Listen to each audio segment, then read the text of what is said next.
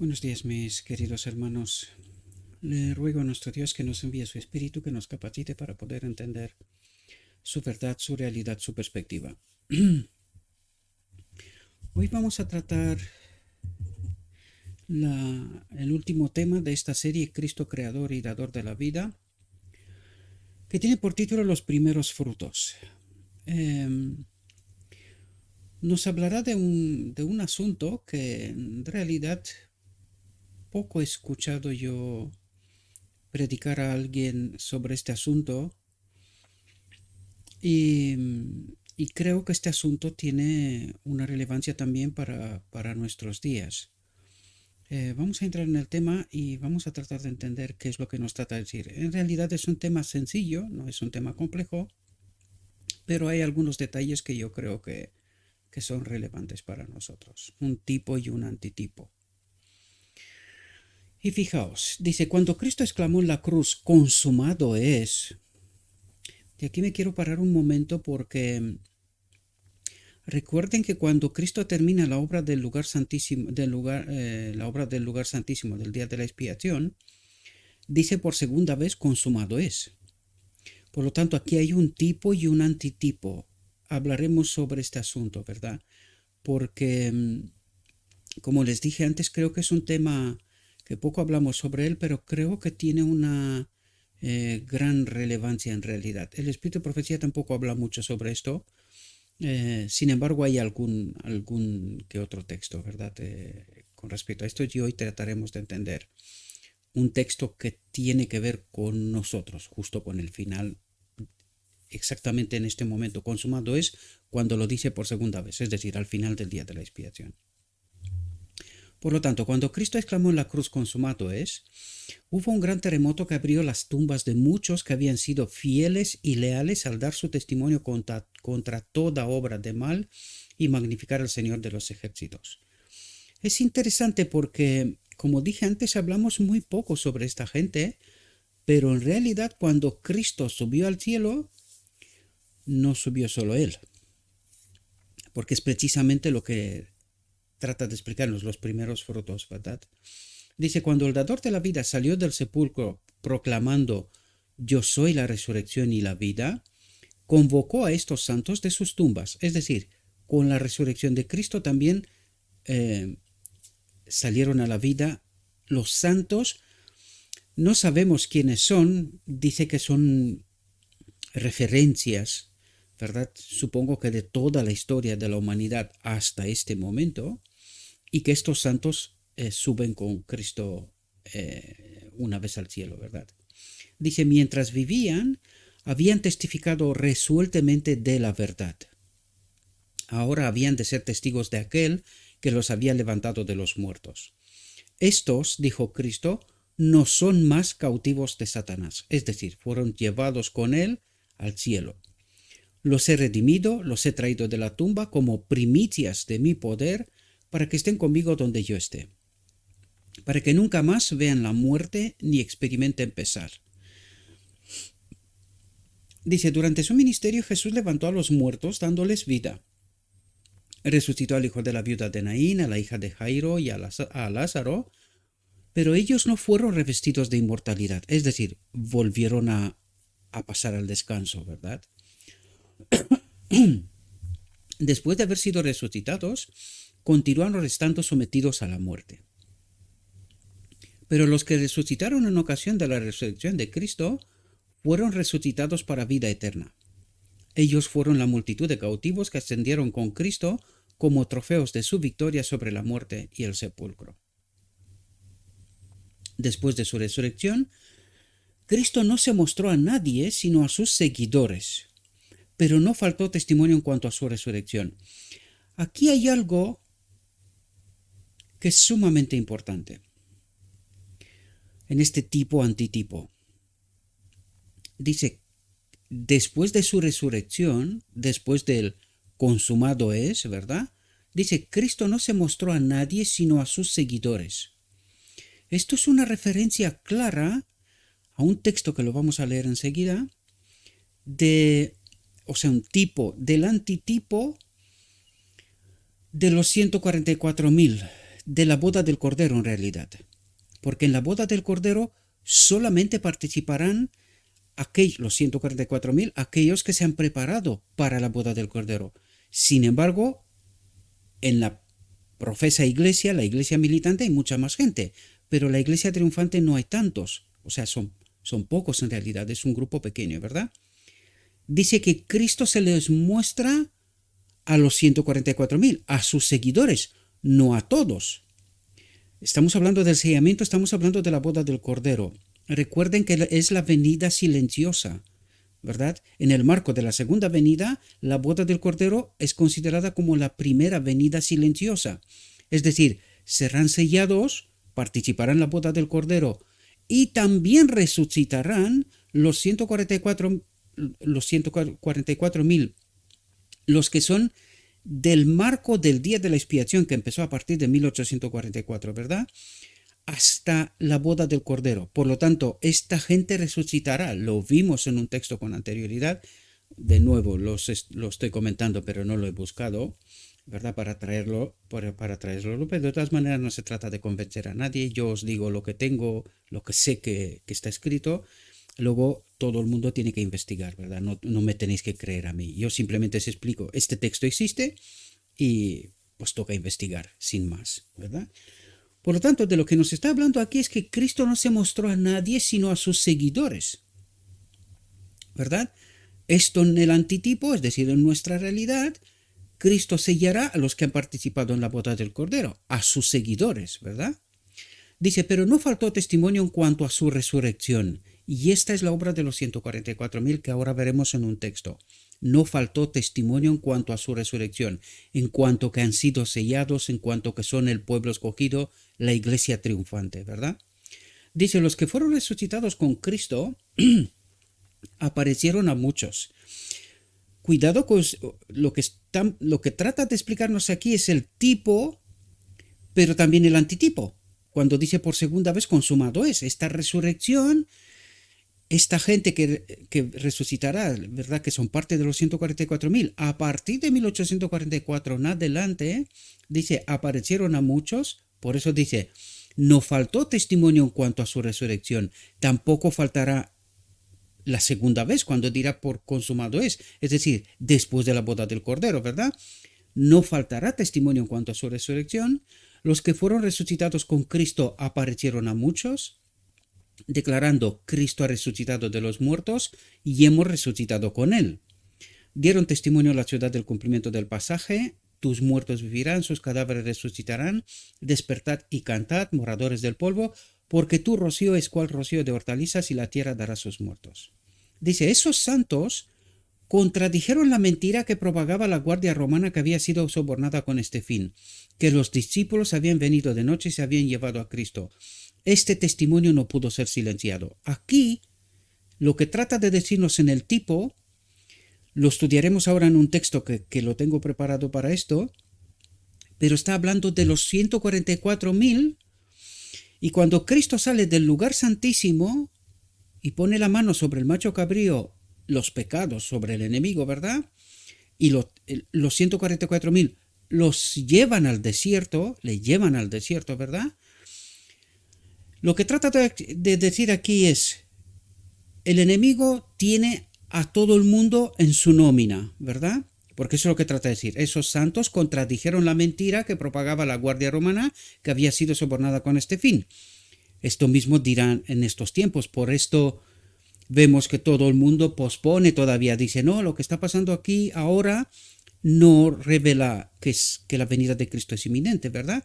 Sin embargo, cuando ocurrirá esta resurrección especial de los 144.000 de todos los tiempos, desde 1844 en adelante, ¿verdad? Del día de la expiación en realidad, serán testigos de que la boda del Cordero sí ha tenido lugar. Y es allí donde algunos, hemos leído muchos textos, ¿verdad? Irán a sus maestros y les dirán que nos habéis engañado y cosas por el estilo, ¿verdad? Dice, este testimonio no pudo ser silenciado, ¿verdad? Mucha gente se dará cuenta, desgraciadamente demasiado tarde, de que han sido engañados, ¿verdad? Aún estando en la iglesia, que esto es lo más terrorífico posible, por decirlo de alguna manera, ¿verdad? Dice, Cristo fue las primicias de los que duermen, para la gloria del Padre. El príncipe de la vida debía ser las primicias, la realidad simbolizada por la ofrenda mechida. Porque a los que antes conoció también los predestinó para que fuesen hechos conformes a la imagen de su Hijo, para que Él sea el primogénito entre muchos hermanos. Esta misma escena, la resurrección de Cristo de los muertos, había sido celebrada simbólicamente por los judíos. Cuando madoraban en los campos las primeras espigas de los cereales, eran cosechadas cuidadosamente, y cuando la gente subía a Jerusalén, ellas eran presentadas ante el Señor como una ofrenda de agradecimiento. La gente metía las gavillas maduras delante de Dios, reconociéndolo como el Señor de la cosecha. Después de esa ceremonia, el trigo era guadañado y se recogía la cosecha. Alguna palabra que no sé realmente lo que significa. Dice, así también los que habían sido resucitados habían de ser presentados ante el universo como una garantía de la resurrección de todos los que creen en Cristo como su Salvador personal. Recuerden, tipo, antitipo. Dice, así también los que habían sido resucitados habían de ser presentados ante el universo como una garantía de la resurrección de todos los que creen en Cristo como su Salvador personal. El mismo poder que levantó a Cristo de los muertos levantará a su iglesia y la glorificará con Cristo, como a su novia, por encima de todos los principados, por encima de todos los poderes de la tierra, ¿verdad? Por encima de todo nombre que se nombra, no solo en este mundo, sino también en los atrios celestiales, el mundo de arriba. La victoria de los santos que duermen será gloriosa en la mañana de la resurrección. Dice, terminará el triunfo de Satanás, y ahí es donde esta mano fuerte, que ahora hablaremos de este texto, ¿verdad? Lleva al enemigo y lo tiene que llevar al desierto, dice, al paso que triunfará Cristo en gloria y honor. Es decir, los 144.000 glorificarán a Dios porque ellos vivirán en conformidad con el carácter de Dios. Ya ha pasado la boda del Cordero, ya son sellados, la gloria de Dios ya está en ellos, ¿verdad? El dador de la vida coronará con inmortalidad a todos los que salgan de la tumba. Y aquí está el texto del que os hablaba antes. Fijaos lo que nos dice. Es un texto de Spalding and Magan, pero es escrito por la sierva, ¿verdad? Y dice, pero antes que su decreto, ¿qué decreto? Ya sabemos cuándo ocurre el decreto, en la boda del Cordero, ¿verdad? Traiga o lleve fruto, dice, los santos serán librados por la voz de Dios. Por lo tanto, en este momento ocurre la boda del Cordero, ¿verdad? El sellamiento. Dice, entonces vi que pronto terminaría la obra de Jesús en el santuario, ¿verdad? Dice, y después de terminar su obra allí, Él vendrá a la puerta del primer apartamento, del santuario, y confesará los pecados de Israel sobre la cabeza del chivo expiatorio. Por lo tanto, los 144.000 aquí ya son sellados, ya son librados por la voz de Dios. Dice, Cristo sale, pone los pecados sobre el enemigo, ¿verdad? Dice, entonces Él vestirá ropaje de venganza, entonces las plagas caerán sobre los impíos, y estas plagas, no vienen hasta que Jesús se ponga la vestidura.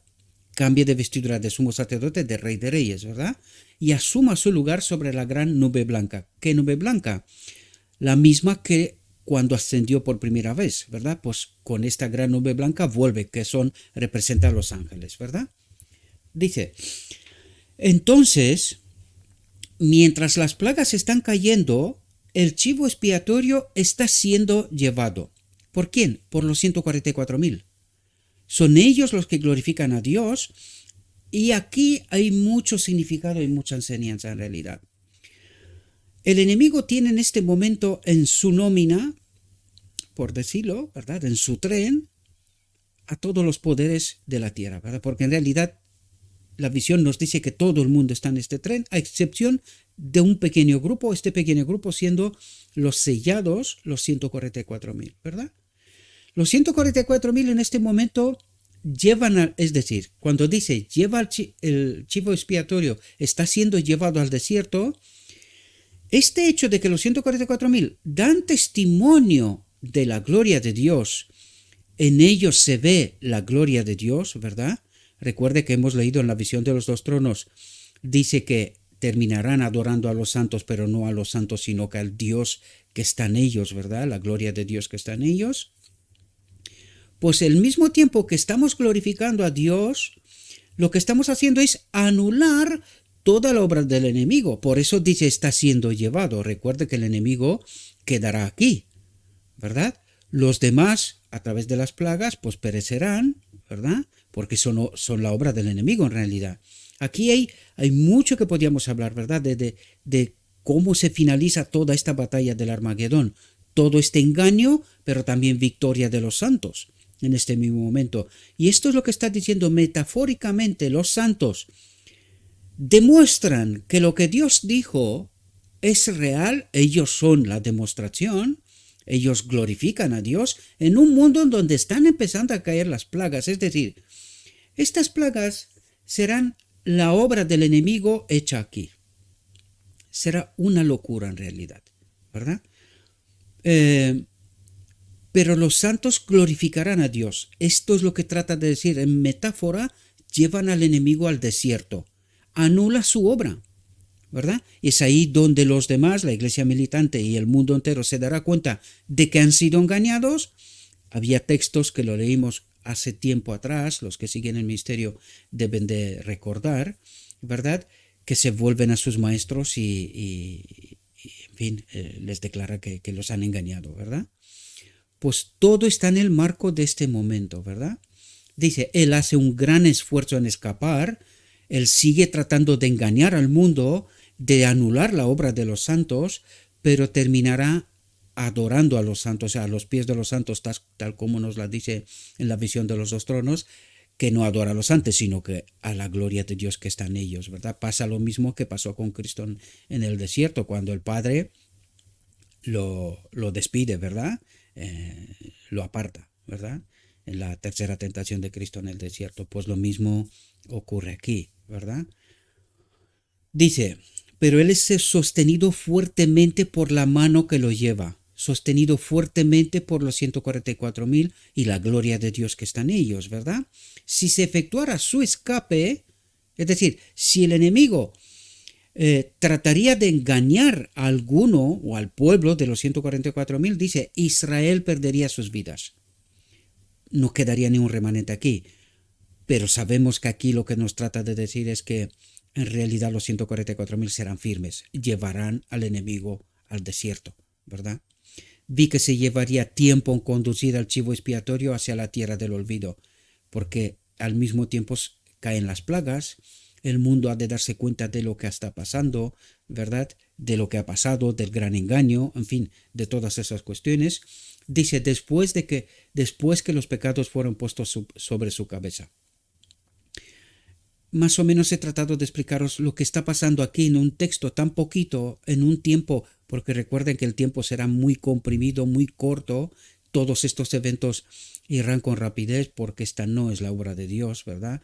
La obra de Dios es de liberar, de rescatar, pero claro, los demás han de sufrir la consecuencia de estar separados de la gloria de Dios, ¿verdad?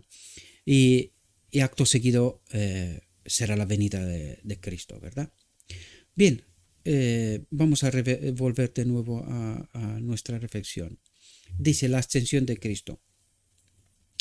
Había terminado la obra del Salvador en la tierra, había llegado el tiempo para que regresara a su hogar celestial.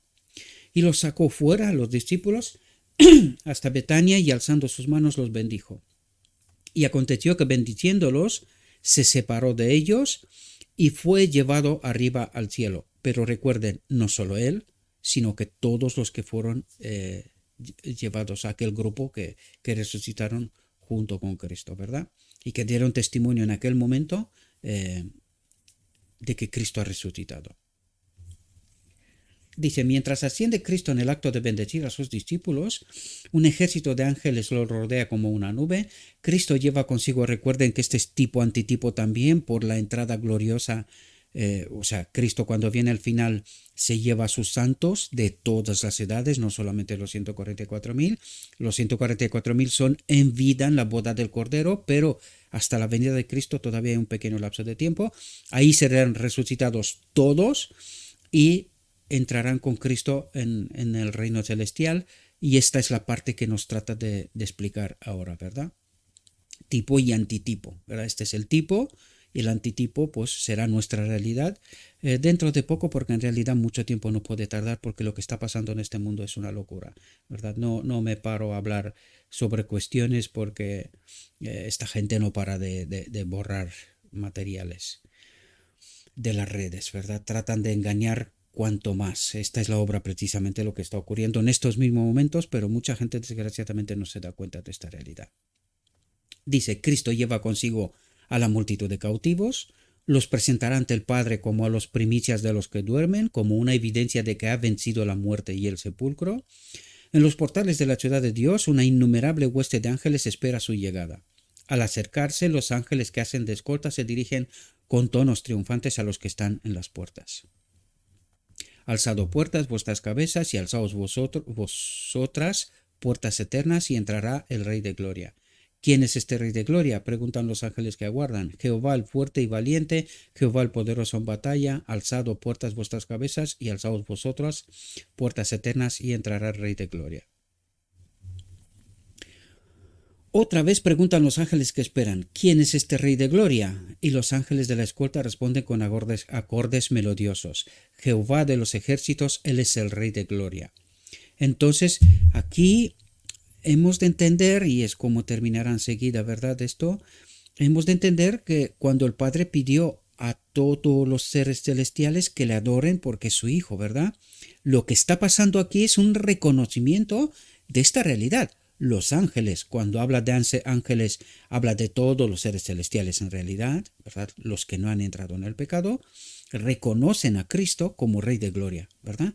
La solución para el pecado, ¿verdad? Que en Patriarcas y Profetas nos habla detenidamente, ¿verdad?, sobre todo este asunto. Jehová de los ejércitos, Él es el Rey de Gloria. Entonces son abiertos de par en par los portales de la ciudad de Dios y penetra rápidamente la hueste angélica. Cuando dice la hueste angélica, son los salvos, son los ángeles, pero también de todo el reino de Dios, ¿verdad? Dice, allí está el trono, y en torno de él el arco de la promesa. Hay serafines y querubines, los ángeles lo rodean, pero Cristo les indica que se alejen. Entra en la presencia del Padre, muestra el símbolo de su triunfo, las primicias, los resucitados con él, los representantes de los muertos cautivos que saldrán de sus tumbas cuando suene la trompeta. Se aproxima al Padre, y ahí nos dice que es tipo antitipo, ¿verdad? Se aproxima al Padre, si hay gozo en el cielo por un pecador que se arrepiente, si el Padre se regocija por uno con cánticos, procure captar esto la imaginación. Cristo dice, Padre, consumado es, lo dirá también al final, ¿verdad? Si tu justicia está satisfecha, aquellos que me has dado, quiero que de donde yo estoy, también ellos estén conmigo. Y se oye la voz de Dios, la justicia está satisfecha, Satanás está vencido, la misericordia y la verdad se encontraron, la justicia y la paz se besaron. Dice, los brazos del Padre rodean al Hijo, y se oye su voz que dice, adórenle todos los ángeles de Dios. Y ahora entendemos qué es lo que trataba de decir el Padre al principio de la obra, aquí es al final de la obra, ¿verdad? Adórenle todos los ángeles de Dios. Cuando dice ángeles, entiéndase mensajero, entiéndase enviado, entiéndase santo, ¿verdad? Por lo tanto, todos los seres celestiales, todos son muestra del Dios viviente, ángeles de Dios, ¿verdad?